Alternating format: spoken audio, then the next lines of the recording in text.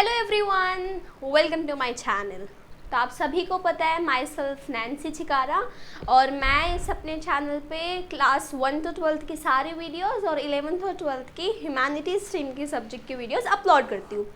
तो आज हम क्लास 12th की हिस्ट्री का चैप्टर नंबर 1 करने वाले हैं, जिसका नाम है ब्रिक, बीट्स एंड बोन्स, या फिर इसे हम हड़प्पन सिविलाइजेशन भी कहते हैं। तब आप सोच रहे होंगे इसे हम हड़प्पन सिविलाइजेशन क्यों कहते हैं, क्योंकि जो ये सिविलाइजेशन है इसकी जो फर्स्ट साइट डिस्कवर हुई थी वो हड़प्पा हुई थी, तो उसके बेसिस पे इसका नाम हड़प्पन सिविलाइजेशन रख दिया गया। और इसका टाइम पीरियड है 2600 BC टू 1900 BC। अगर आप हिस्ट्री पढ़ रहे हो तो आपको टाइम पीरियड के बारे में ज़रूर पता होना चाहिए। तो इस सिविलाइजेशन का टाइम पीरियड है 2600 BC से लेकर 1900 BC। अगर आपको टाइम पीरियड की इन्फॉर्मेशन नहीं है कि हिस्ट्री में कैसे कैलकुलेट करते हैं, तो आप मुझे कमेंट बॉक्स में मैसेज कर देना, मैं उसकी एक सेपरेट वीडियो अपलोड करूँगी जिससे आपको पता चलेगा कि टाइम पीरियड हम हिस्ट्री में कैसे कैलकुलेट करते हैं। तो अब मैंने आपको बता दिया इस चैप्टर का ब्रिक, बीट्स एंड बोन्स नाम है और इसे हम हड़प्पन सिविलाइजेशन भी कहते हैं। और मैंने आपको ये भी बता दिया इस चैप्टर का नाम किस बेसिस पे रखा गया, मतलब हड़प्पन सिविलाइजेशन क्यों रखा गया है, क्योंकि हड़प्पा फर्स्ट प्लेस थी जहाँ पे डिस्कवर की गई थी इस सिविलाइजेशन, मतलब जो हम पता चला था इस सिविलाइजेशन के बारे में सबसे पहले वो हड़प्पा सिटी, हड़प्पा प्लेस के थ्रू पता चला था। तो अब इस सिविलाइजेशन के और भी नाम है, क्या नाम है वो देखते हैं। हड़प्पन सिविलाइजेशन आपको पता ही चल गया, मैंने पहले चैप्टर के नाम में बता दिया। सेकेंड है ब्रॉन्ज एज सिविलाइजेशन।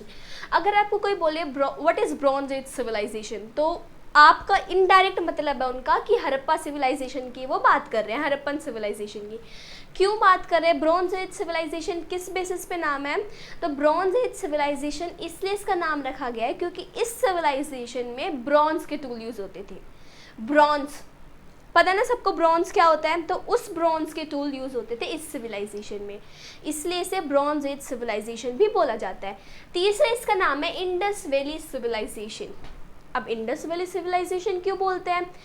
अगर हम ऐसे ही किसी को कुछ नाम नहीं दे देते, उसके पीछे लॉजिक होता है। तो वो लॉजिक क्या इंडस वैली सिविलाइजेशन के पीछे, कि ये जो सिविलाइजेशन है ये इंडस रिवर के पास हुई थी, मतलब जो इंडस रिवर है उसके पास ये सिविलाइजेशन पाई गई थी, इसलिए इसे हम इंडस वैली सिविलाइजेशन नाम से भी जानते हैं।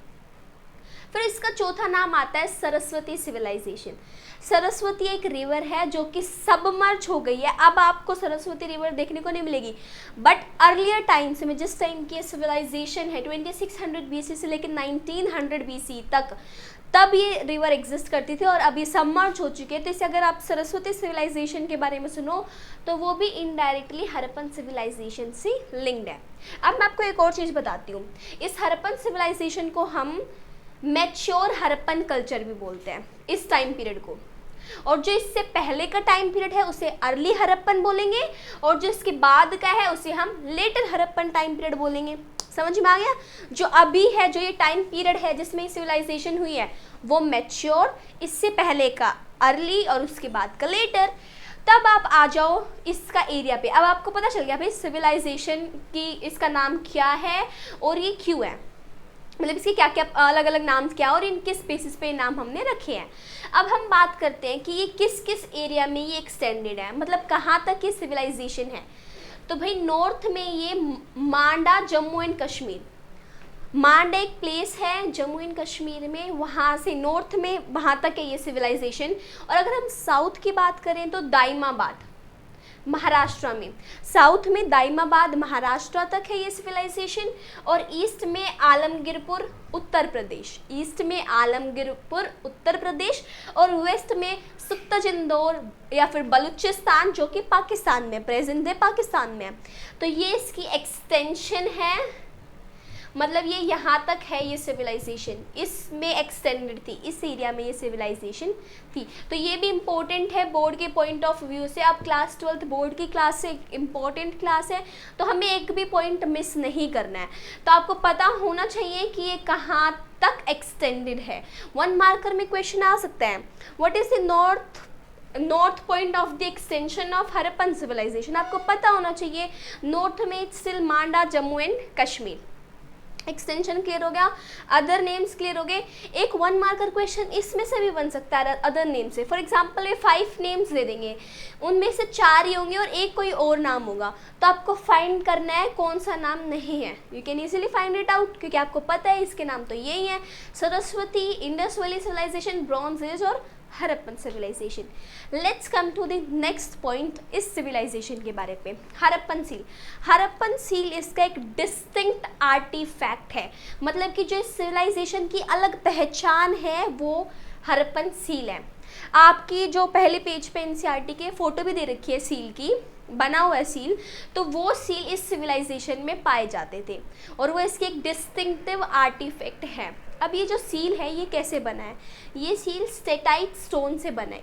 स्टेटाइट एक तरह का स्टोन है, उससे ये सील बनाया जाता है। और इस सील पे किस तरह के पेंटिंग तो नहीं कह सकते, किस तरह का क्राफ्ट हो रखा है, किस तरह का क्राफ्ट बना रखे इन्होंने, एनिमल मोटिव्स एंड साइंस। तो जो ये सील है, हरप्पन सील है, जो हमें वहाँ पे मिली है हरप्पन सिविलाइजेशन में, जो ये हरप्पन सील हमें मिली गई है, आपको फोटो भी दिख रही होगी एनसीईआरटी के पेज 1 पे। तो इस हरप्पन सील में आपको एनिमल मोटिव्स, एनिमल की तस्वीर बनी दिखेगी उस सील के ऊपर और कुछ साइन लिखे होंगे। स्क्रिप्ट, अब वो जो स्क्रिप्ट है, मतलब जो साइन लिखे वो हमें पता नहीं है वो साइन क्या लिखे गए हैं, क्योंकि वो अनडेसिफर्ड है। अनडेसिफर्ड का मतलब होता है कि वो अभी डीकोड नहीं गई है। डीकोड मतलब कि अब हमारी लैंग्वेज में जो हम पढ़ते हैं उसे हमें कोई पता नहीं है कि वो क्या लिख रखा है उस पर। तो आपको पता होना चाहिए जो हरप्पन स्क्रिप्ट है वो अनडेसिफर्ड है, क्योंकि वो अभी डीकोड नहीं की गई है, अभी किसी ने उसको डीकोड नहीं किया है अपनी लैंग्वेज में या फिर अपनी स्क्रिप्ट में। दो चीज़ें पता चली आपको इस पॉइंट से कि हरप्पन सील स्टेटाइट स्टोन से बना है और उस पर एनिमल मोटिव्स और साइंस है, प्लस में जो इसकी स्क्रिप्ट है वो अनडेसिफर्ड है। ये एक बहुत इंपॉर्टेंट पॉइंट बनता है कि जो हरप्पन सील्स हैं वो अनडेसिफर्ड है, हरप्पन स्क्रिप्ट है सॉरी वो अनडेसिफर्ड है। Let's come to the next topic, Harappan culture. अब मैंने आपको बताया इसको हम मैच्योर हरप्पन कल्चर बोलते हैं इस टाइम पीरियड को। अब कल्चर क्यों बोलते हैं, अगर हम किसी भी चीज़ को कल्चर बोलते हैं तो उसके पीछे 2 रीज़न होते हैं, आपको पता होना चाहिए। पहली बात तो सिमिलैरिटी हो, अगर आप किसी चीज़ को बोल रहे हो ये कल्चर है, मतलब कि उस चीज़ में एक चीज़ की जा रही है। कल्चर है मतलब किसी में एक तरह की चीज़ें हैं, यूनिटी है, मान रहे हो नहीं मान रहे, जब भी तो हम किसी को कल्चर टर्म देंगे ना, क्योंकि वो आइडेंटिबल है, सब एक जैसे हैं। सेकेंड चीज़, अगर हम किसी को कल्चर बोलते हैं तो वो दूसरों से अलग होनी चाहिए। फॉर एग्जाम्पल अगर आप इसे कल्चर बोल रहे हो तो जो इसके आर्टिफैक्ट्स है, जो ये ऑब्जेक्ट यूज़ करते हैं वो दूसरों से अलग होने चाहिए, तो हम कल्चर बोलेंगे, समझ गए। तो इस हरप्पन सिविलाइजेशन को हम हरप्पन कल्चर भी बोलते थे। तो जो आर्कियोलॉजिस्ट हैं उन्होंने टर्म कल्चर यूज़ करते हैं, क्यों यूज़ करते हैं, for a group of object distinctive in style, मतलब अलग हो स्टाइल में। हम कल्चर किसे बोलेंगे, अलग हो स्टाइल में, डिस्टिंक्ट मतलब कि अलग हो और उससे अलग हो, यूजुअली फाउंड टुगेदर, एक एरिया में मिला जाए। अब देखो कल्चर हम इसलिए बोल रहे हैं ना क्योंकि वो एक पर्टिकुलर एरिया में मिलते हैं, एक जैसे हैं, इसलिए उसे हरप्पन कल्चर बोला गया। मतलब कि जो हरप्पन सिविलाइजेशन में जो भी हमें चीज़ें मिली है जैसे सील्स, बीड्स, ब्लेड्स, वो सभी हमें एक एरिया में मिले हैं और अ पर्टिकुलर टाइम पीरियड मिले हैं और वो सभी आइडेंटिफिएबल हैं और वो औरों से अलग है, इसलिए हम उससे हरप्पन कल्चर बोलते हैं इन शॉर्ट। अब आपको जो डिस्टिंक्टिव ऑब्जेक्ट्स है वो हरप्पन कल्चर के, वो सील, ब्लेड्स, वीट्स, बेड्स और even baked bricks. Baked bricks जो है वो बहुत इंपॉर्टेंट टॉपिक है हरप्पन सिविलाइजेशन का, जो कि हम आगे के पार्ट्स में पढ़ने वाले हैं। ये पार्ट 1 वीडियो है इस चैप्टर की, और मतलब इसमें आपको बेसिकली इंट्रोडक्शन पता चला कि इस चैप्टर में क्या पढ़ने वाले हैं। हम हरप्पन सिविलाइजेशन की बात करेंगे, one of the ancient civilisation है ये, और इसके अलग अलग हमने नाम पढ़ लिए, एक्सटेंशन पढ़ ली, हरप्पन सील के बारे में पढ़ लिया जो कि एक इम्पॉर्टेंट आर्टिफैक्ट है, और फिर हमने हरप्पन कल्चर के बारे में पढ़ लिया। तो that was all for today. Bye bye, see you in the next video. Next part इसका बहुत जल्द अपलोड होगा। अगर आपको किसी और सब्जेक्ट की वीडियोस चाहिए, मतलब इफ़ यू वांट कि मैं साइड बाय साइड और भी सब्जेक्ट की वीडियो साथ में अपलोड करूं, आप कमेंट बॉक्स में नीचे मेंशन कर सकते हो, तो हम पहले उस क्लास का भी स्टार्ट कर देंगे वीडियोस बनाना। तो that was all for today. Second part इसका बहुत जल्द अपलोड होगा। Stay tuned and do subscribe my channel, like the video, so that will motivate me and I'll make the videos very soon. So that was all for today. Thank you.